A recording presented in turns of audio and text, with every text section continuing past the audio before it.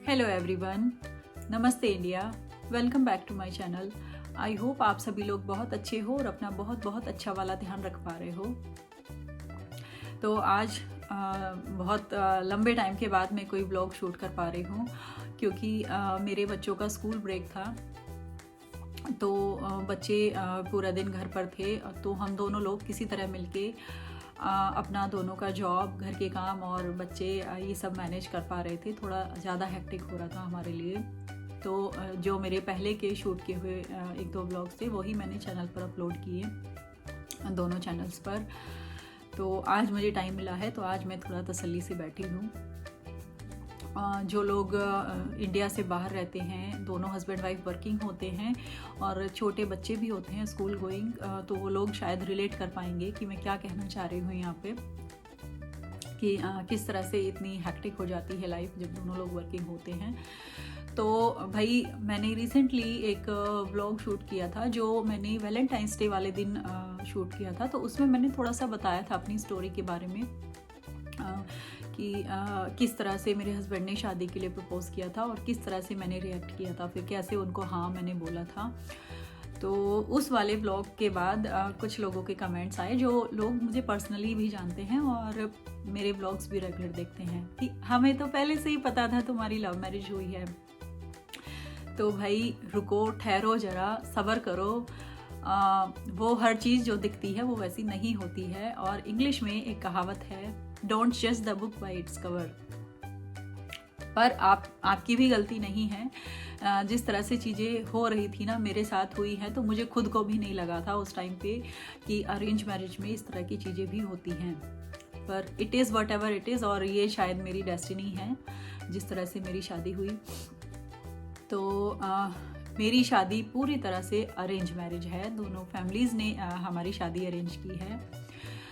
पर हाँ, एकदम टिपिकल अरेंज मैरिज नहीं है जैसे पहले हुआ करती थी शादी, रिलेटिव्स बताते थे और इस तरह से होती थी, उस तरह से नहीं हुई है। थोड़ी डिफरेंट वे में हुई है, पर है अरेंज मैरिज। और अगर लव मैरिज भी होती तो भी मैं ओपनली बताती, क्योंकि लव मैरिज करना कोई क्राइम नहीं है यार।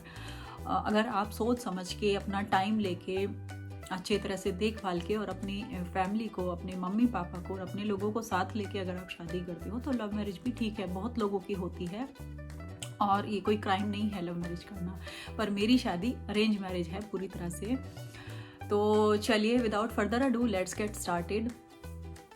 और सबसे पहले मैं ये बात बोलना चाहूँगी यहाँ पे कि मेरा ये आज का व्लॉग थोड़ा लंबा हो सकता है, क्योंकि मैं तसल्ली से अच्छे से बताना चाहती हूँ ताकि आप समझ पाएँ। और कुछ लोग, वो लड़कियाँ जिनकी अरेंज मैरिज होने वाली है और वो फैमिलीज जो अपनी बच्चे की, अपनी बेटी की स्पेशली अरेंज मैरिज करने का सोच रहे हैं, उस पर काम कर रहे हैं, तो उनको थोड़ी हिम्मत, हौसला मिले और कुछ चीज़ों को वो पॉजिटिवली कर पाएँ।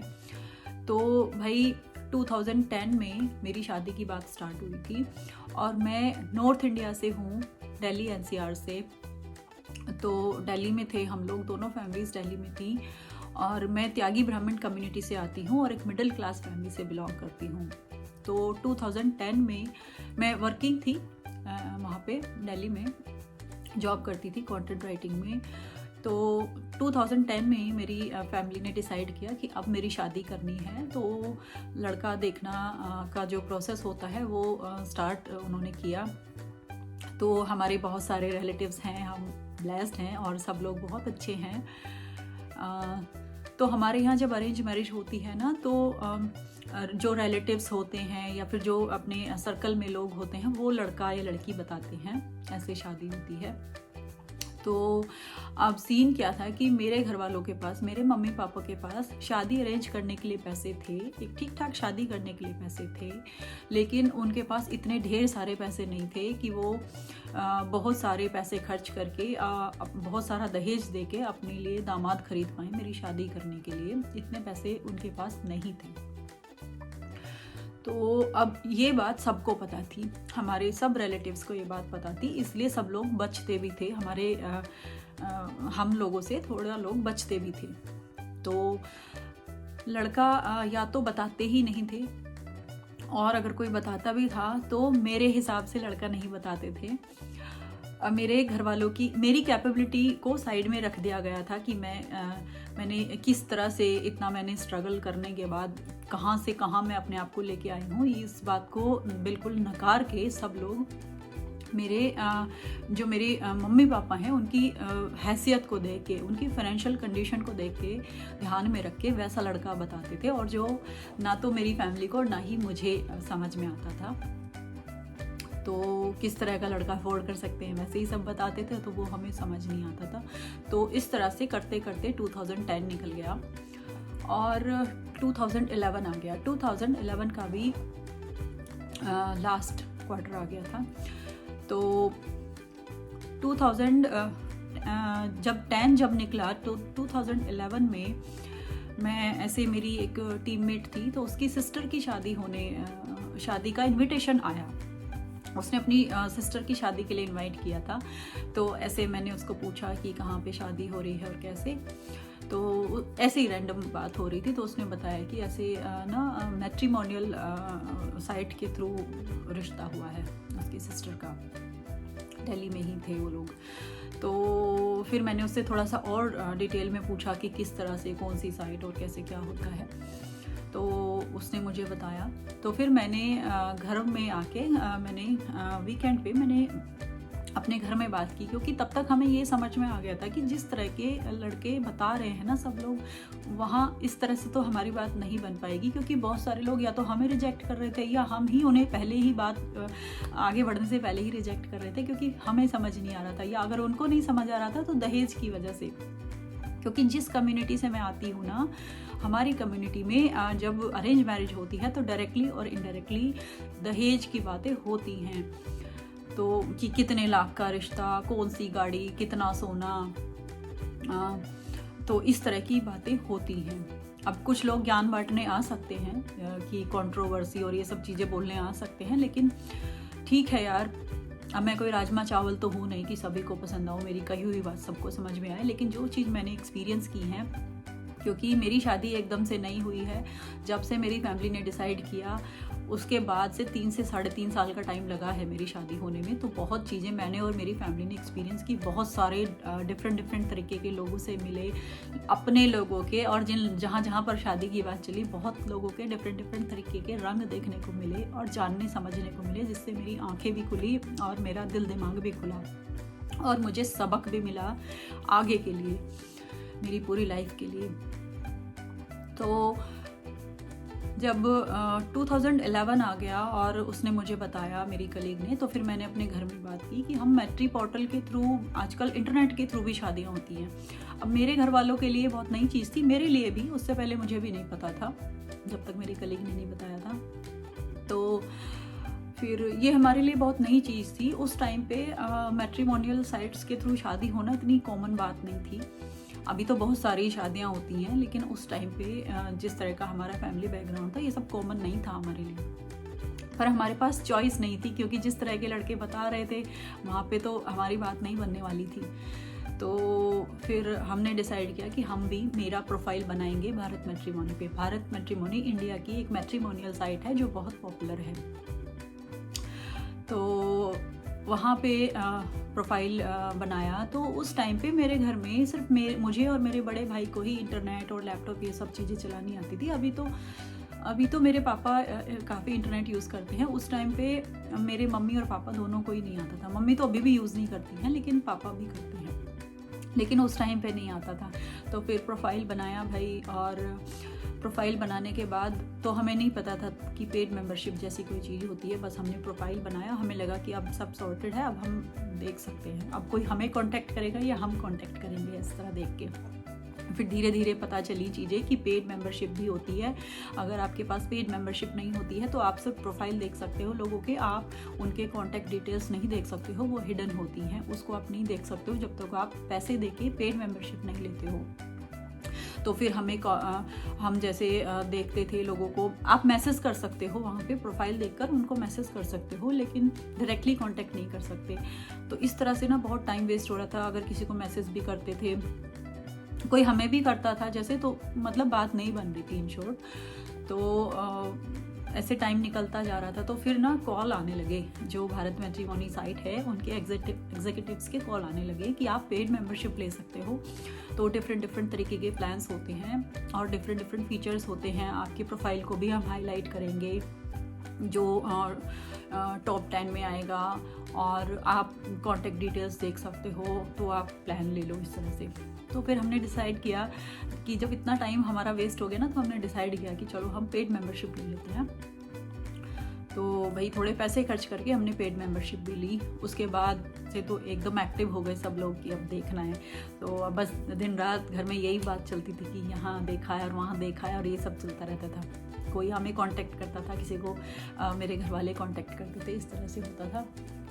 खैर 2011 निकलना स्टार्ट हुआ और 2011 का जून जुलाई आ गया, और फिर एक जगह रिश्ते की बात चली। मुजफ्फरनगर के कहीं के वो लोग थे, तो वहाँ पर रिश्ते की बात आगे बढ़ी, और सितंबर 2011 सितंबर में वहाँ पे मेरी छोटी सी एक रिंग सेरेमनी हो गई, क्लोज रिलेटिव्स को बुला के, और उनकी भी क्लोज रिलेटिव्स आए और हमारे साइड पे रिंग सेरेमनी हो गई। तो रिंग सेरेमनी होने तक सब कुछ ठीक था, लेकिन रिंग सेरेमनी होने के बाद बड़ी सारी बातें हुई। तो आप ये सोचो कि रिंग सेरेमनी सितंबर में हुई थी 2011 में, और दिसंबर में शादी की भी डेट निकल गई थी, सब कुछ हो गया था। लेकिन रिंग सेरेमनी होने के बाद स्टेप बाय स्टेप चीज़ें बड़ी स्टार्ट हुई कि कितना पैसा खर्च होना है, किस तरह से शादी होनी है, और मतलब एक के बाद एक चीज़ों को लेके ना एक रायता फैलता चला गया।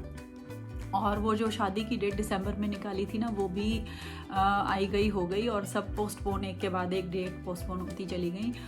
तो क्योंकि रिंग सेरेमनी हो गई थी, अब जिस फैमिली से मैं आती हूँ ना, जिस तरह की फैमिली से, एक मिडिल क्लास फैमिली से, तो हमारे लिए बहुत बड़ी बात होती है कि एक बार अगर कहीं रिश्ता हो गया है ना, तो मतलब ये लड़की के लिए, लड़की वालों के लिए, लड़की के लिए और लड़की वालों के लिए बड़े मतलब बहुत शर्म की बात है कि अब शादी वहाँ पर ना हो। तो मैं और मेरी फैमिली पूरी कोशिश कर रहे थे कि शादी वहाँ पर हो जाए, पर समहाउ वहाँ पर बात बन नहीं पा रही थी। तो एक से ये सितंबर 2011 जून या जुलाई में बात स्टार्ट हुई थी, सितंबर में रोका हुआ रिंग सेरेमनी, और 2012 भी निकल गया, 12 भी पूरा ही निकल गया था, नवंबर दिसंबर आ गया था।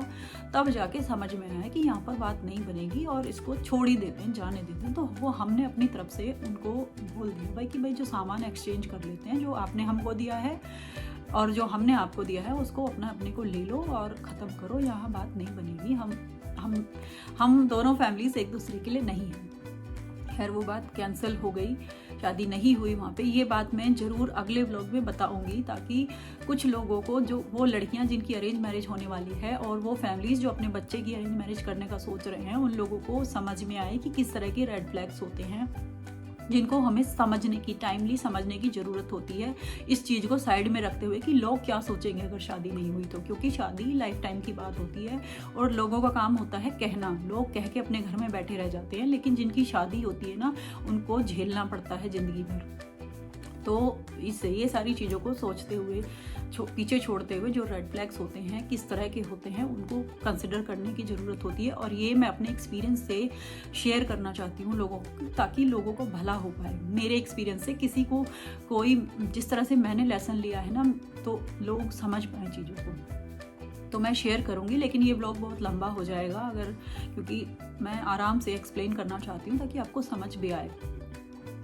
तो अभी इस वाले व्लॉग में किस तरह से मेरी शादी फाइनली हुई, यहाँ पर मैं वो शेयर करूँगी। तो वहाँ जो पहले शादी की बात चल रही थी वो तो कैंसिल हो गई थी 2012 में। अब आ गया था 2013। तो मैं जब ये शादी की मेरी बात वहाँ पे चल रही थी ना पहले, तो मैं जॉब करती थी कंटेंट राइटिंग का, दिल्ली में एज अ कंटेंट राइटर एक कंपनी में जॉब करती थी। पर मैं कंटेंट राइटिंग से HR में स्विच करना चाह रही थी, क्योंकि मैंने HR की पढ़ाई की थी, पढ़ाई मेरी कंप्लीट हो गई थी। तो मैं अब इंटरव्यूज़ दे रही थी HR की जॉब के लिए। तो अब क्योंकि शादी को लेके इतना सब मैसअप हो चुका था ना, मेरा दिमाग का दही हो चुका था बहुत बुरी तरह से, क्योंकि बहुत सारी चीज़ें होती हैं। शादी कोई छोटा डिसीज़न नहीं होता है, और इतने लंबे टाइम तक अगर कोई चीज़ चल जाए तो एक बहुत बड़ी बात होती है, बहुत चीज़ें अफेक्ट होती हैं। खैर, तो मैं अपना 100% नहीं दे पा रही थी, क्योंकि मतलब मुझे अपने आप को रिकवर करने में बहुत टाइम लग रहा था, तो मैं नहीं दे पा रही थी। तो मैंने फाइनली घर वालों को बोला कि शादी वादी भूल जाओ, अभी सब चीज़ें मत करो, मेरे को नहीं करनी है शादी। मैं फेड अप हो गई थी बहुत ज़्यादा, मैंने गिव अप कर दिया था कि शादी वादी मुझे नहीं करनी है, मेरे को अपने करियर पे फोकस करना है और आप छोड़ दो। तो खैर, अब मैंने तो गिव अप कर दिया था, पर यार माँ बाप होते हैं, वो थोड़ी गिव अप करते हैं अपने बच्चे पे। तो वो उनका अपना बैकग्राउंड में चल रहा था, वो देखते रहते थे कहीं कहीं पे, और तब तक उनको थोड़ा बहुत लैपटॉप चलाना, इंटरनेट चलाना, वो सब भी आ गया था। तो मेरा लैपटॉप था, तो घर पे वो सब अपना करते रहते थे, कहीं कहीं पे देखना, दिखाना, बात करना, वो उनका चलता रहता था। तो मैं अपना इधर फोकस कर रही थी। तो इतने में मेरी एक कलीग ने मुझे बताया एक बार कि उसने दूरदर्शन चैनल है हमारे इंडिया का बहुत पॉपुलर, उस टाइम पे मतलब मुझे नहीं लगता कि बहुत सारे लोग अभी दूरदर्शन चैनल देखते होंगे, लेकिन एक काफ़ी पॉपुलर चैनल है हमारे इंडिया का, अपने ज़माने का। तो उसके लिए सेमी गवर्नमेंट जॉब के लिए ओपनिंग्स निकली हुई थी, और उसने एप्लीकेशन उसकी फिल की थी। तो उसने मुझसे भी ऐसे पूछा, तो मैं अपनी टीम की टीम लीड होती थी, कंटेंट राइटिंग टीम की, और वो मेरी टीम में काम करती थी, मेरी कलीग। तो उसने मुझे बताया, तो उसने मुझे बोला कि मैम आपको भी ट्राई करना है क्या, आप ट्राई करके देख सकते हो, एक अच्छा ऑप्शन है, पे स्केल भी अच्छा है और एक स्टेबल टाइप का जॉब है। तो मैंने सोचा कि चलो मैं ट्राई करती हूँ। तो मैंने उसी को बोला कि अच्छा मुझे भी फॉर्म ला के देना। तो मैंने फॉर्म फिल किया, और तो उसका एग्ज़ाम होना था, और ये अप्रैल मंथ की बात है, अप्रैल 2013 की, यस 2013 अप्रैल फर्स्ट वीक की बात है ये। तो उसका एग्ज़ाम होना था। तो जब मैंने फॉर्म फिल किया था, तो मैंने दिल्ली लोकेशन डाली थी, क्योंकि मैं दिल्ली में थी और मुझे दिल्ली में ही एग्ज़ाम देना था, और दिल्ली में ही मुझे जॉब चाहिए था। तो फिर जब 10-15 दिन बाद जब मैंने अपनी एप्लीकेशन भेज दी थी, तो उसके 10-15 दिन बाद मुझे एक कोरियर आया, जो डेट शीट थी और जो रोल नंबर था एग्ज़ाम के लिए, उसका मुझे आया। तो जब मैंने वो देखा, तो उसमें दिल्ली की जगह बेंगलोर की लोकेशन थी कि बेंगलोर एग्ज़ाम देने जाना है आपको। तो जब लोकेशन डाली थी ना, तो उसमें कोड था, और मुझे बहुत अच्छे से याद है कि मैंने दिल्ली का कोड डाला था, बट समहाउ मुझे नहीं पता ये गलती किस तरह हुई, दूरदर्शन से हुई, मुझसे हुई, या डेस्टिनी अपना रोल प्ले कर रही थी मेरी शादी के लिए। लेकिन तो ये सारी चीज़ें हुई, मुझे समझ में आया कि भाई अब एग्ज़ाम दिल्ली में नहीं होना है, ये अगर मुझे एग्ज़ाम देना है तो बेंगलोर जाना पड़ेगा। तो खैर मैंने अपना माइंड मेकअप किया, क्योंकि मुझे अपना माइंड डाइवर्ट करना था, किसी भी तरह मुझे अपना बेस्ट करना था अपने आप को ट्रैक पर लाने के लिए। तो मैंने डिसाइड किया कि मैं बेंगलोर जाऊंगी एग्ज़ाम देने। तो मैंने अपने घर में बात की, घर वालों को बताया कि मैंने ऐसे फॉर्म फिल किया है दूरदर्शन का, और मुझे बेंगलोर जाना है एग्ज़ाम देने के लिए। तो उन्होंने कहा ठीक है, जो तुमको ठीक लगता है करो, तुम अपने करियर को लेके जो भी तुम्हें करना है तुम करो, कोई प्रॉब्लम नहीं है। तो मैंने अपना टिकट बुक किया। तो मैं अपनी फैमिली की पहली लड़की थी जिसने फ़्लाइट में ट्रैवल किया था। अभी तो मैं बहुत बार ट्रैवल कर चुकी हूँ, लेकिन उस टाइम पे विद इन इंडिया भी मैंने फ़र्स्ट टाइम ट्रैवल किया था फ़्लाइट में, न्यू दिल्ली टू बेंगलोर। तो मेरा ये चल रहा था बैकग्राउंड में, मैं ये सब फोकस कर रही थी अपना जॉब स्विच करने के लिए, और ये एग्ज़ाम की तैयारी मैं कर रही थी। तो मीनवाइल मेरे घर वाले शादी वादी की बात चला रहे थे कहीं कहीं पे। तो फिर एक दिन क्या हुआ, एक दिन मैं अपना मेल चेक कर रही थी, वीकेंड था, वर्किंग थी, तो सैटरडे संडे टाइम मिलता था। तो फिर मैं मेल चेक कर रही थी, तो एक मैंने मेल देखा, जो मेरे फादर इन लॉ हैं अभी, उनका ईमेल था। तो उन्होंने ऐसे कि भाई हमने आपकी बेटी का प्रोफाइल देखा है भारत मैट्रिमोनी पर, और हम भी अपने बेटे के लिए लड़की ढूंढ रहे हैं शादी के लिए, तो हमें आपकी बेटी का प्रोफाइल पसंद आया है और हम मिलना चाहते हैं आपसे। तो इस तरह से ईमेल था, और उसमें उन्होंने प्रोफाइल आईडी, जो भारत मैट्रिमोनी पर प्रोफाइल आईडी थी मेरे हस्बैंड की, वो भी मेंशन की हुई थी कि आप एक बार चेक कर लो, ये आईडी है। तो मैंने ईमेल पढ़ा, उसके बाद मैंने वो आईडी चेक की। तो मैंने सब कुछ देखा, सब कुछ मेंशन किया हुआ था, जैसे मैंने भी अपना मेंशन किया हुआ था कि क्या जॉब, पढ़ाई और घर का फैमिली बैकग्राउंड, और वो सब थोड़ी बहुत चीज़ें जो बेसिक होती हैं वो सब डाली हुई थी।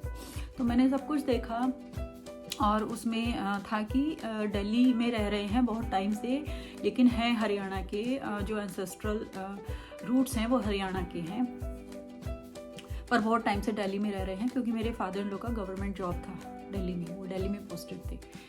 तो अब मैंने हरियाणा देखा तो मेरे माइंड पे क्लिक हुआ कि हरियाणा, तो मैंने छोड़ दिया, मैंने उसको ध्यान ही नहीं दिया मैंने, क्योंकि हरियाणा में शादी मुझे नहीं करनी थी।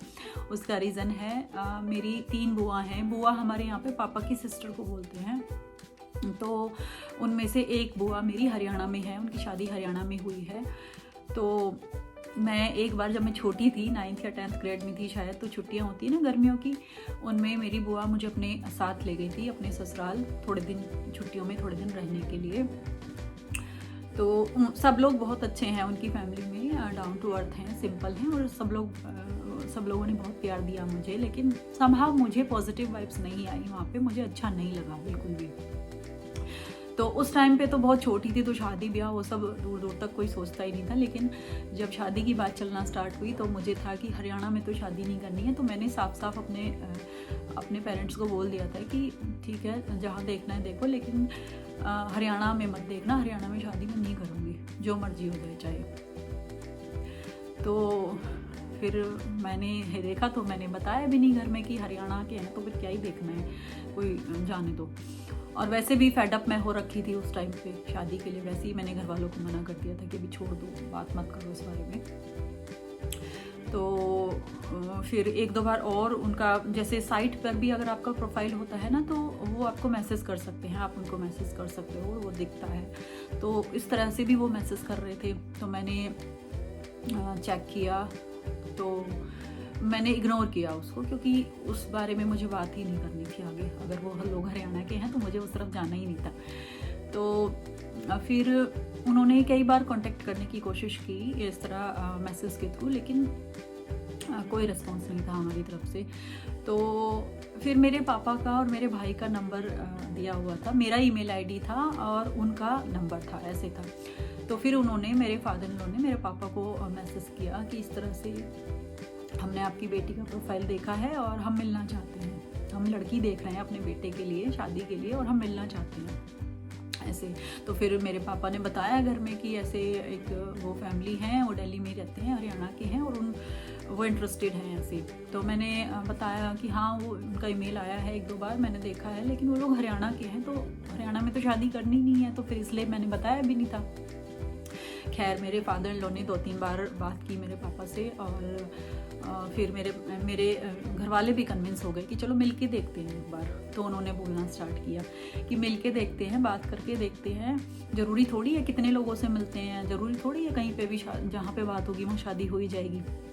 तो इस तरह करके तो हमारे यहाँ क्या होता है, जब अरेंज मैरिज होती है ना, तो पहले लड़की वाले लड़के वालों के यहाँ पे जाते हैं मिलने, और फिर लड़के वाले लड़की वालों के घर पे आते हैं बात करने के लिए, देखने के लिए, इस तरह से होता है। तो दोनों फैमिलीज़ ने डिसाइड कर लिया कि पहले मेरे घर वाले उनके घर पे मिलने जाएंगे, ऐसे होगा, एक बार मिलने तो जाएंगे, ऐसे डिसाइड हुआ। तो मुझे बिना बताए मेरे पापा और मेरा छोटा भाई उनके वहाँ पे चले गए, और उस टाइम पे मेरे हस्बैंड बेंगलोर में पोस्टेड थे। मेरे हस्बैंड सॉफ्टवेयर इंजीनियर हैं, तो उनका जॉब बेंगलोर में था उस टाइम पे, पर वो दिल्ली आए हुए थे, 2 वीक्स की छुट्टी आए हुए थे अपनी फैमिली के पास। और इसीलिए मेरे father in law bar bar contact कर रहे थे। उनको ये था कि जब तक लड़का दिल्ली में है तब तक ये देखने दिखाने वाली बात हो जाए तो अच्छा है। तो लेकिन मेरे घर वाले गए तो उन्हें अच्छा लगा, मेरे घर वालों को उनसे मिलके अच्छा लगा। उन्होंने आके बताया कि भाई डाउन टू अर्थ हैं लोग, सीधे साधे लोग हैं, और लड़का भी अच्छा है, एकदम कोई हवाबाजी, जिस तरह से लड़के का जॉब है, इतना पढ़ा लिखा है लड़का, तो कोई हवाबाजी नहीं है, ठीक है, मतलब ठीक लगा। और कुछ भी इस तरह की बात उन्होंने नहीं की बिल्कुल भी, और ना ही कोई उनकी डिमांड है ऐसे करके। और जब गए तो फिर ये भी पता चला कि जहाँ के वो लोग हैं हरियाणा में, मेरे इन-लॉज, उसके बिल्कुल नेबरहुड में ही मेरी बुआ का ससुराल है, जो मेरी बुआ हरियाणा में है उनका।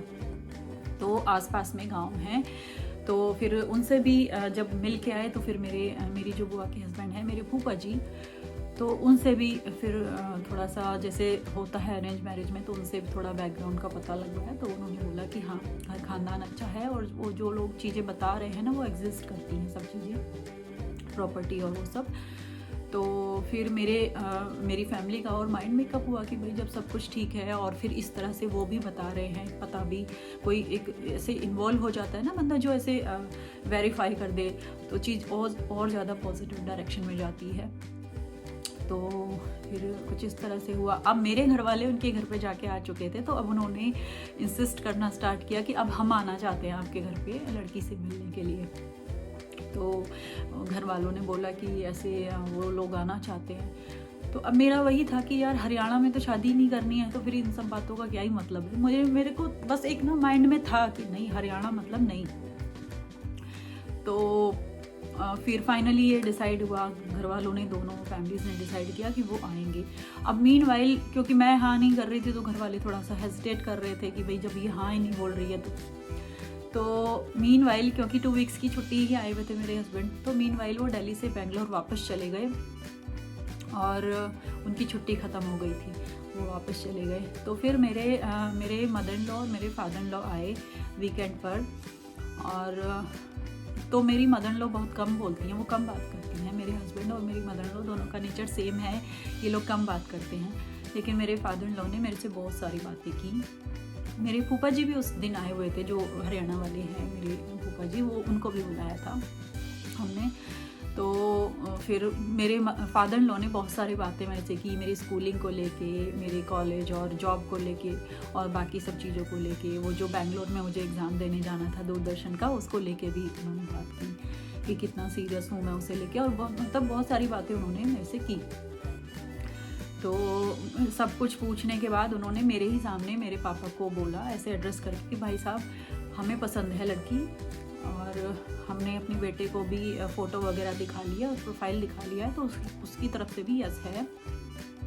तो उन्होंने उनके बिहाफ पे भी उन्होंने बोला कि अगर हमें पसंद है तो हमारा लड़का हमसे बाहर नहीं है, और बात आगे बढ़ाते हैं। अगर आपकी तरफ से भी हाँ है तो बात आगे बढ़ाते हैं। और क्योंकि हमारे यहाँ पे ना मुहूर्त के हिसाब से शादी होती हैं, तो वो लोग आए थे मई मंथ में, और ये जून और जुलाई के बाद शादियां नहीं होती। जुलाई के बाद हमारे यहाँ पे शादियों का मुहूर्त नहीं होता है, उसको एक सर्टेन पीरियड के लिए, कुछ मंथ्स के लिए बोलते हैं कि देव सो जाते हैं, तो फिर शादियां नहीं होती, कोई भी शादी ब्याह वाला ऐसा शुभ काम नहीं होता है।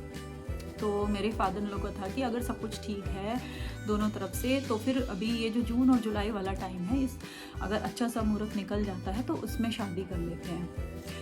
लेकिन मेरे पापा ने, मेरी उस टाइम पे मेरा छोटा भाई, मेरी मम्मी, मेरे फूफा जी और मेरे पापा और मेरी दादी भी थी उस टाइम पे, तो किसी, ये सारे लोग थे, लेकिन किसी ने कुछ नहीं बोला। लेकिन अनएक्सपेक्टेडली मेरे पापा ने एकदम से बोला कि भाई साहब, बड़ी अच्छी बात है और हम पूरी इज्जत करते हैं आपकी इस बात की कि अगर आपकी तरफ से हाँ है तो आपके बेटे की भी हाँ है, लेकिन जब तक हमारी बेटी हाँ नहीं बोलेगी ना, मिल के आपके बेटे से हाँ नहीं बोलेगी, तब तक हम आगे नहीं बढ़ेंगे। क्योंकि लड़की पढ़ी लिखी है, जॉब करती है और इतनी जगह बाहर अकेले जाती है। दिल्ली से बाहर भी मैं कई बार गई हूँ अकेले उस टाइम पे। तो उन्होंने बोला कि नहीं, जब तक वो हमारी मर्ज़ी से शादी करे, ये हमारे लिए बहुत बड़ी बात है, वो हमारी बात रखे, लेकिन इस तरह से जब तक वो हाँ नहीं बोलेगी, हम शादी के लिए आगे नहीं बढ़ेंगे। तो फिर बात हुई कि भाई अब कैसे, लड़का तो नहीं है दिल्ली में, लड़का तो बेंगलोर में है, तो अब कैसे मिलवाया कैसे जाए, क्योंकि अब इतनी जल्दी छुट्टी तो नहीं आ सकता, वो तो अभी आके गया है। तो फिर हुआ कि वीडियो कॉल करवा देते हैं। तो अब ये सबको, ये भी बात भी हुई कि बेंगलोर मुझे जाना है एग्ज़ाम देने, ये मेरे फादर इन लॉ ने पूछा था मेरे से। तो फिर उस टाइम पे ऑरकुट होता था, जैसे फेसबुक होता है, उस टाइम पे ऑरकुट सोशल मीडिया होता था, तो मेरा प्रोफाइल था वहाँ पे। तो फिर घर वालों ने प्रोफाइल आईडी एक्सचेंज कराए सोशल मीडिया के, तो इस तरह से कि हमारी वीडियो कॉल अरेंज कराई। तो मेरे हस्बैंड का कॉल आना था, तो एक्सपेक्टेड था, एक सर्टेन टाइम हमें दिया गया कि उस टाइम पे वो कॉल करेगा। तो जब कॉल आना था, तो हम लोग, सोफ़ा था हमारे घर में, तो मैं ऐसे बैठी हुई थी और सामने टेबल पर मेरा लैपटॉप रखा हुआ था, और मेरे बिल्कुल बराबर में थोड़ा सा हट के मेरी मम्मी भी बैठी मेरे पास में। उनको ये था कि क्योंकि इसका माइंड मेकअप है नहीं पूरी तरह से, तो कहीं ऐसी कुछ बात ना कर दे, और मुझे भी सुनना है, मुझे भी देखना है कैसा है लड़का। तो वो ऐसे मेरे बिल्कुल साइड में बैठी हुई थी। तो उनका वीडियो कॉल आया भाई, तो भाई फॉर्मल हाय हेलो हुई। और जब मैंने उनको देखा तो मेरे हस्बैंड का ना थोड़ा सा इस तरह का है कि अगर उनको गर्म चीज़ें सूट नहीं करती हैं, तो गर्मियों का टाइम था और कुछ खाया होगा गर्म, इन्होंने मुझे ऐसे ही बताया था। तो उन्होंने अपने सर पे ऐसे ट्रिमर किया हुआ था, अपने बाल पूरे ट्रिम किए हुए थे, ऐसे पूरा शेव्ड हेड था। तो मैंने देखा, एक तो हरियाणा मेरे माइंड में से निकल ही नहीं रहा था और ऊपर से लड़का इस तरह से ट्रिमर, तो एकदम देखते ही मेरे माइंड में कि यार ऐसे कौन करता है कि लड़की से बात करनी है ऐसे। तो हाय हेलो होने के बाद मेरा पहला सेंटेंस ये था कि ये बाल आपके ऐसे ही रहते हैं, हमेशा ऐसे ही रखते हो आप अपने बाल? तो मेरी मम्मी जो बैठी हुई थी बराबर में, उन्होंने ऐसे मेरे को मेरे नी पे उन्होंने मेरे को ऐसे किया, ये बोलना चाह रही थी ऐसे मत बोल, ऐसे की बोल रही है, अनकम्फर्टेबल फील करा रही लड़के को। पर मैंने बोला मैं ऐसे ही हूँ यार, मैं रफ एंड टफ हूँ, जो होता है मेरे दिल दिमाग में वो मैं सामने से बोलती हूँ, एक्सप्रेस करती हूँ। और वैसे भी यार शादी किसको करनी थी हरियाणा में, वो भी एक चीज़ थी ही। तो उन्होंने बोला कि नहीं ऐसा नहीं है, ऐसे नहीं रखता हूँ, लेकिन मुझे गर्म चीज़ें सूट नहीं करती हैं और कुछ खा लिया था मैंने गर्म, तो उसकी वजह से दाने हो गए थे, तो मैंने इसलिए किया है। पर शादी तक आ जाएगी बाल, जब तक शादी होगी ना तो बाल आ जाएंगे। तो मैंने कि अच्छा है, तो सोच के ही बैठा है यार शादी कि मैं हाँ ही बोलूँगी, शादी होनी ही है अब तो, ये तो सोच के ही बैठा है, मैं अपने मन में सोच रही हूँ बैकग्राउंड में। तो खैर 5-7 मिनट की वीडियो कॉल हुई और क्या ही बात करते यार, वही सारी बेसिक बातें हुई जो हमें पहले से भी घर वालों के थ्रू पता चली गई थी। तो उसके बाद घर वालों ने पूछा कि भाई कैसा लगा क्या लगा, तो मैंने कहा वही सब वो सब चीज़ें जो पहले से पता थी वही सब, क्या ही पता चलता है, क्या ही बात करें, 5-7 मिनट में थोड़ी डिसाइड होता है। खैर फिर घर वालों ने डिसाइड किया, दोनों फैमिलीज़ ने, कि अब मुझे बेंगलोर तो जाना ही है एग्ज़ाम के लिए। तो लड़का भी बेंगलोर में है और हमारे एक रिलेटिव बेंगलोर में थे, मेरे भैया भाभी लगते हैं वो थे बेंगलोर में। तो घर वालों ने डिसाइड किया दोनों फैमिलीज़ ने कि एक बार इनकी ना फेस टू फेस मीटिंग करवा देते हैं, ये जाएगी वहाँ पे, तो एग्ज़ाम के बाद जो हमारे रिलेटिव हैं उनके यहाँ पे मीटिंग करवा देंगे ऐसे। और अगर इनकी हाँ होती है तो फिर घर वालों ने डेट वगैरह भी निकलवा ली थी कि क्योंकि टाइम नहीं था ना आगे ज़्यादा, और मेरे इन लॉज को था कि उसी जून और जुलाई वाले टाइम में शादी हो जाए।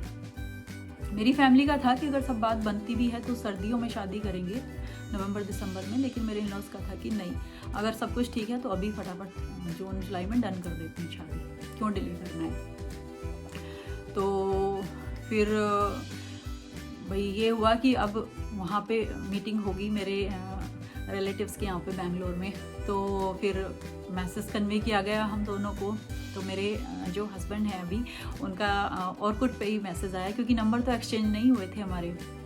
तो वहाँ पे मैसेज आया उनका कि ऐसे मुझे पता चला है, मुझे बताया गया है कि आप बेंगलोर आने वाले हो अपने एग्ज़ाम के लिए, और उसके बाद आपके रिलेटिव के घर पे हमारी मीटिंग डिसाइड की गई है। तो मैंने कहा हाँ, मुझे भी बताया है ऐसे। तो फिर उन्होंने बोला मुझे कि फिर आप अपना नंबर तो मुझे दे दो ना, एटलीस्ट मैं कैसे कांटेक्ट करूँगा आपको। तो फिर मैंने घर में पूछा तो घर वालों ने बोला हाँ ऑब्वियसली शादी की बात चल रही है और ऑलमोस्ट सब कुछ हमारी तरफ से, तो दोनों फैमिलीज़ की तरफ से हाँ ही है, और लड़के की भी हाँ है, तुम्हारी हाँ का देर है भाई, तो नंबर तो दे दो, अब जाओगे तो मिलोगे कैसे, वहाँ पे बात कैसे करोगे दूसरे से। तो फिर मैं गई तो बेंगलोर एयरपोर्ट से मैं बाहर निकली तो मेरे नाम का बोर्ड लेकर भाई एक लड़का खड़ा हुआ था और ऐसे हाथ भी मुझे हिला रहा था। तो पहले तो मैंने ऐसे, क्योंकि 5-7 मिनट की वीडियो कॉल हुई थी तो उसमें इतना ध्यान भी नहीं देते हो और आप इतना माइंड में रहता भी नहीं है आपके, और फर्स्ट टाइम एक बार में नहीं समझ में आता है इतना, और वीडियो कॉल में और फेस टू फेस में थोड़ा डिफरेंस भी होता ही है। तो खैर अब एक्सपेक्टेड तो था ही कि लड़का यहाँ पर है और इस तरह से मीटिंग होनी है, तो वो तो पता ही था। तो जब इन्होंने ऐसे हाथ हिलाया तो नाम भी मेरा था, तो फिर मैं गई पास में, मुझे अच्छे तो वही लड़का है यार, शादी की बात हो रही है जहाँ पे। तो फिर हाय हेलो हुई एक नॉर्मल, और उसके बाद इन्होंने हाथ में फ्लावर बुके लिया हुआ था और चॉकलेट्स थी, चॉकलेट का डिब्बा था एक। तो इन्होंने बस हाय हेलो करने के बाद अपनी पूरी तैयारी से आए हुए थे कि क्योंकि घर वालों ने कन्वे कर ही दिया था कि भाई लड़की की हाँ हो जाए तो आगे डेट वेट भी निकाल लिया है सब, तो इनको था कि कन्विंस करके ही भेजना है इसको बेंगलोर से दिल्ली, इसकी हाँ करवानी है। दिल्ली वापस जाने से पहले। तो एयरपोर्ट पर ही इन्होंने घुटनों पर ऐसे झुक के और बिल्कुल फिल्मी अंदाज में एक लंबी चौड़ी स्पीच तैयार करके लाए थे और इस तरह से प्रपोज किया इन्होंने। और मैं शॉक्ड एकदम से, मेरी तो हवाइयाँ उड़ी हुई थी, क्योंकि ये अरेंज मैरिज में मैं एक्सपेक्ट नहीं कर सकती थी। तो अभी लंबी चौड़ी स्पीच लाए थे तैयार करके और वो इन्होंने बोला और बोलते बोलते भूल गए। और मैं सबको देख रही हूँ, क्योंकि एयरपोर्ट पे इतने सारे लोग थे यार, और जब इस तरह की चीज़ हो तो लोग और ध्यान से देखते हैं रुक के, तो सब देख रहे थे। तो मैं सबको देख रही थी, इनको छोड़ के मैं सबको देख रही थी। और तो अब बोलते बोलते ना ये भूल गए। और फिर मैंने बोला कि अच्छा अब, मैंने बस इतना बोला कि अब, तो बोले अब जवाब दो, हाँ बोल दो। तो मैंने बोला ऐसे कैसे हाँ बोल दूँ? तो मैंने बोला कि अच्छा आप उठ जाओ, अभी मैं सोच कर बताऊँगी, ऐसे मैं सोच के बताऊँगी अभी, मैंने ऐसे बोला। तो ये भाई बस ऐसे हम लोग 5-7 मिनट वहाँ पे रुके और उसके बाद इन्होंने अपना पूरा बेस्ट किया कि मैं कन्विंस हो जाऊँ। उसके बाद वो अपना चले गए और मैं अपना चली गई अपने रिलेटिव्स के यहाँ। और फिर मैंने एग्ज़ाम दिया, मेरे 2 दिन एग्ज़ाम्स थे, 4 मेरे पेपर होने थे बैक टू बैक, एक दिन में 2 एग्ज़ाम थे, ऐसा था मॉर्निंग इवनिंग में। तो मैंने अपने एग्ज़ाम्स वो दिए और उसके बाद फिर जैसे डिसाइड हुआ था, घर वालों ने डिसाइड किया था, वैसे हमारी उनके भैया भाभी के घर पे मीटिंग हुई, ये आए वहाँ पे मिलने, तो सबके सामने बैठ के बात हुई। तो अब लेकिन बात तो मतलब सबके सामने यार, भले ही पेरेंट्स ना हो, लेकिन आप इस तरह से ओपनली बात नहीं कर पाते हो। तो फिर ये चले गए उस दिन तो मिलके, लेकिन फिर इन्होंने इवनिंग में मैसेज किया कि मुझे मेरे फ़ोन पे टेक्स्ट किया कि क्या हम बाहर मिल सकते हैं कहीं एक बार। तो मैंने बोला भाभी से पूछ के बताऊंगी। तो मैंने उनसे भाभी से बात की, तो भाभी ने बोला एक बार मम्मी से पूछ ले, अगर शादी की बात चल रही है तो मिलना तो चाहिए ही। तो फिर मैंने मम्मी से पूछा, तो उन दोनों लोगों ने बोला कि भाई हाँ मिलो, मिलने में क्या परेशानी है, और हम तो तुम्हारी हाँ का ही वेट कर रहे हैं, दोनों फैमिलीज़ की तो हाँ है ही, और बात करो, हाँ मिलके बात करो। तो भाई मिले, तो इन्होंने अपना पूरा मुझे कन्विंस करने के लिए इन्होंने हर तरह से किया। तो फिर मैंने बहुत ओपनली मैंने बात की, जिस तरह से मेरे रिश्ते की बात पहले जिस तरह से मैंने बताया कहीं पे चली थी और फिर शादी नहीं हुई वहाँ पे, तो वो मैंने सारी चीज़ें इनको बताई कि किस किस तरह से क्या क्या हुआ था। और अब मैं वापस से ऐसी किसी चीज़ के लिए तैयार नहीं हूँ बिल्कुल भी। तो अगर आपके घर वालों की कोई एक्सपेक्टेशंस हैं ऐसी, तो मुझे बता दो पहले से। मेरी बिल्कुल ना है, 100% ना है मेरी तरफ से। मुझे नहीं पता मेरे घर वाले क्या बोल रहे हैं या आपके घर वाले क्या बोल रहे हैं या आप क्या सोच रहे हो शादी को लेके, लेकिन अगर आप सिर्फ मेरी वजह से, मेरी काबिलियत को देख के, मुझे देख के शादी करने के लिए तैयार हो, तो फिर मैं सोच कर बताऊँगी आपको। सोचा जा सकता है, लेकिन मैं अगर कुछ भी ऐसा है आपका दूर से दूर तक भी, तो मुझे बता दो कि किस तरह से शादी होनी है, दहेज और ये सब, या फिर तो इन्होंने मुझे सीधे सीधे साफ शब्दों में बोला बड़े कॉन्फिडेंटली कि मेरे घर वालों की मेरे से बहुत एक्सपेक्टेशंस हैं, बहुत उम्मीदें हैं, और वो मैं पूरी कर रहा हूँ और हमेशा करूँगा मरते दम तक। लेकिन मेरी शादी को लेके या मेरी वाइफ से कोई एक्सपेक्टेशंस नहीं है मेरे घर वालों की, और अगर कोई बात आएगी भी ना गलती से भी, तो वो मेरे से बात करना डायरेक्ट मैं हैंडल करूँगा। इन्होंने बहुत कॉन्फिडेंटली मेरे को ये बोला, तो मुझे पॉजिटिव वाइब्स आई, बहुत सारी बातें हुई। फिर हमने 2-3 घंटे हमने बिताए, हमने बात की अच्छे से। खैर फिर भी आते आते इन्होंने मेरे से पूछा कि अब तो हाँ है तुम्हारी कि ना है, अब क्या, एटलीस्ट बता तो दो, क्योंकि घर वालों की तैयारी भी करनी है यार, क्योंकि टाइम नहीं है ना फिर आगे। तो उन 2 महीनों में ही सब कुछ होना था, और 2 महीने में भी 1-2 हफ्ते तो निकल ही चुके थे। जून का फर्स्ट वीक निकल चुका था, क्योंकि जून फर्स्ट वीक में ही मैं बेंगलोर गई थी। तो फिर मैंने कहा मैं ठीक है, मुझे टाइम दो थोड़ा, मैं सोच के बताऊँगी। तो इनको ये था कि लड़की तो डाइसी है भाई अभी तो, और ये सारी चीज़ें कि इस तरह से मीटिंग हो रही है, वो सब घर दोनों फैमिलीज़ को पता था। तो फिर इन्होंने फिर मेरे को बोला, और नेक्स्ट डे मुझे वापस आना था बेंगलोर से दिल्ली, मेरी फ्लाइट थी। तो फिर इन्होंने मुझे बोला कि एक बार और मिल लेते हैं। तो फिर मैंने भाभी को बोला कि अच्छा वो इस तरह से बोल रहे हैं, तो फिर अच्छा ठीक है मिलो भाई। तो फिर हम लोग वापस से मिले एक बार, और फिर मिल के जो मेरे माइंड में सारी बातें थी वही सारी चीज़ें मैंने फिर से रिपीट की इनको। तो फिर मेरा 90% मेरा माइंड मेकअप हो चुका था, मुझे पॉजिटिव वाइब्स आई लड़के से, मुझे लगा कि अच्छा सब ठीक है शायद, तो सोचा जा सकता है। पर मैंने हाँ नहीं बोला था इनको, इन्होंने बोला मुझे तो मैंने बोला कि अच्छा मैं अपने घर वालों को सोच के अपने घर वालों को बता दूँगी, तो मैं ऐसा बोल के और बेंगलोर से दिल्ली आ गई वापस। तो इस बीच में इन्होंने मुझे बहुत सारे टेक्स्ट करके पूछा, कॉल नहीं किया, कॉल हमारा रिंग सेरेमनी होने के बाद स्टार्ट हुआ था, लेकिन टेक्स्ट करके इन्होंने पूछा। तो फिर अब घर पहुंचकर, दिल्ली वापस पहुंचकर मैंने घर वालों को तो बोल दिया था कि मुझे ठीक लगा है, बाकी तो बाद में ही पता चलेगा, क्योंकि पहले एक नाटक तो हो ही चुका था हमारे साथ। तो फिर अब लड़के को कैसे हाँ बोला जाए, बात ये थी।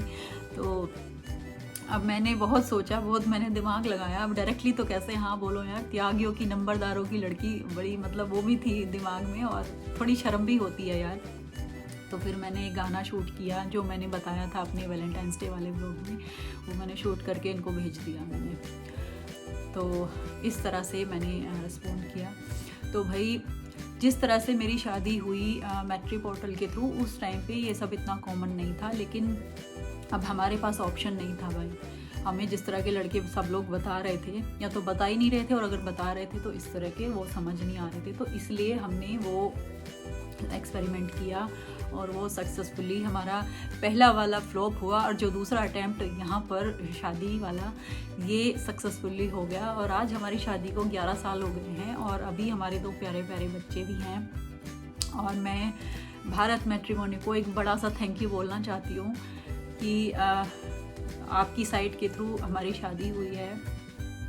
तो एक बेटर एक्सपीरियंस भी आपकी साइट के थ्रू ही हमारा हुआ है, जहाँ पे मेरी पहली शादी की बात चल रही थी, और ये जो जहाँ पे अब मेरी शादी हुई, तो ये भी आपकी साइट के थ्रू ही हुई है। तो एक बड़ा सा थैंक यू आप लोगों को, और एक बड़ा सा थैंक यू मेरे पापा को। यूजुअली हमारी फैमिली में हम लोग एक दूसरे को थैंक यू और सॉरी और ये इस तरह की प्यार व्यार ये सब एक्सप्रेस करते नहीं हैं। तो पर मैं बहुत अप्रिशिएट करती हूँ पापा, आपने मेरे लिए स्टैंड लिया इस तरह से खुले, बहुत मतलब एकदम से मेरे फादर इन लोगों को आपने बोल दिया कि नहीं हमारी लड़की हाँ करेगी पहले तो ही आगे बढ़ेंगे। तो सीरियसली मैं कभी बोलती नहीं हूँ और बहुत सारी चीज़ों से डिसएग्री भी करती हूँ आपकी, लेकिन इस बात के लिए मैं आपकी बहुत रिस्पेक्ट करती हूँ और बहुत अप्रिशिएट करती हूँ। और एक बड़ा सा थैंक यू मेरी मम्मी को, जितनी पूजा पाठ वो करती थी ना, उन सब की पूजा पाठ की जो फल मिला है ना, मुझे मिल गया वो। और मेरा जो छोटा भाई है सचिन, उसको भी मैं बहुत सारा प्यार और बहुत सारा थैंक यू उसको बोलना चाहती हूँ। उसने इतना छोटा है, वो मेरे से 5 साल छोटा है, और उसने एक बड़े भाई का फ़र्ज़ निभाया। मतलब उसने बहुत काम किया यार, क्योंकि मेरी शादी फिर जून 17 को हमारी रिंग सेरेमनी हो गई थी, और क्योंकि सब लोग तैयारी बैठे थे कि इनकी हाँ हो तो फिर हम करें। तो जून 17 को हमारी शादी हुई, और जून 17 को हमारी रिंग सेरेमनी हुई, और जून 13 को हमारी शादी भी हो गई। तो ये बहुत कम टाइम था तैयारियां करने के लिए। तो मेरे छोटे भाई ने बहुत काम किया, बिल्कुल ऐसे जिम्मेदारी उसने संभाली कि जैसे एक उसकी बेटी की शादी हो रही हो, बिल्कुल ऐसे। तो भाई बहुत सारा प्यार तुझे, और थैंक यू तो नहीं बोलूँगी, तुझे पिटेगा तू मेरे हाथ से। तो इस तरह से शादी हुई भाई। तो जिस लड़की की भी शादी होने वाली है अरेंज मैरिज, या जो फैमिली अपनी बेटी की शादी करने का प्लान कर रहे हैं अरेंज मैरिज, तो मैं ये बोलना चाहूँगी, जिस तरह से मेरी मम्मी बोला करती थी ना कि किस्मत में जहाँ लिखा है ना वहाँ होगा, होके रहेगा, और तुम नहीं भी कोशिश करोगे ना तो भी वहाँ हो जाएगा। तो ये बात पूरी तरह से सच है। तो अगर आपकी बात कहीं पे नहीं बन पा रही है तो डिसअपॉइंट मत होइए, सबकी किस्मत भगवान ने लिखी है। और अगर कोई चीज़ नहीं हो रही है ना, तो भगवान को थैंक यू बोलिए और भगवान पे ट्रस्ट करिए। अगर वहाँ पे नहीं हो रहा है तो अब कुछ बहुत अच्छा आपका वेट कर रहा है। ऐसा मैं अब मानने लगी हूँ, तब नहीं मानती थी, लेकिन अब मैं मानने लगी हूँ कि बिल्कुल सही बात होती है, डेस्टिनी अपना रोल प्ले करती है। जहाँ पे मेरी पहले शादी की बात हो रही थी, 1 से 1.5 साल का टाइम पूरा ख़त्म हो गया, और इतनी कोशिश की, और फिर लेकिन वहाँ शादी नहीं हुई, और यहाँ होनी थी। तो सामने से रिश्ता आया, और एक के बाद चीज़ें इस तरह से, कहाँ दिल्ली में मेरा एग्ज़ाम होना था, और वो कहाँ किस तरह से वो चेंज हुआ, वो बेंगलोर में उसकी लोकेशन चेंज हो गई, वरना शायद अगर ये ना होता तो फिर जून जुलाई वाला टाइम निकल जाता और फिर शायद बनती भी नहीं बात आगे, क्योंकि होती हैं बहुत सारी चीज़ें होती हैं, लोग बातें करने लग जाते हैं और कुछ कुछ मतलब इस तरह की चीज़ें हो जाती हैं। अगर लंबा रिश्ता चल जाए तो कई बार नहीं होती चीज़ें, तो ये भी हो सकता था। तो लेकिन डेस्टिनी ने बहुत स्ट्रांगली रोल प्ले किया मेरी शादी में कि कहाँ शादी हो रही थी और कहाँ से कैंसिल होके फिर कहाँ से, मतलब 2 महीने में सब कुछ हो गया, बात चलना स्टार्ट हुई और शादी भी हो गई जुलाई 13 को हमारी शादी थी। और तो भाई जुलाई 13 को हमारी शादी होती है और कोइंसिडेंटली मेरे मम्मी पापा की शादी भी जुलाई 13 को ही हुई थी। तो चलिए कुछ ऐसी स्टोरी है मेरी शादी की। तो भाई अरेंज मैरिज है लेकिन थोड़ा डिफरेंट वे में हुई है। तो भारत मैट्रिमोनी आपको बहुत सारा थैंक यू, मेरे मम्मी पापा और मेरे छोटे भाई को बहुत सारा थैंक यू और बहुत सारा प्यार। तो चलिए thank you so much for watching. I will see you next with one more interesting vlog. Till then take very good care of yourself, be happy, stay healthy and spread positivity. Thank you so much for watching. Namaste India.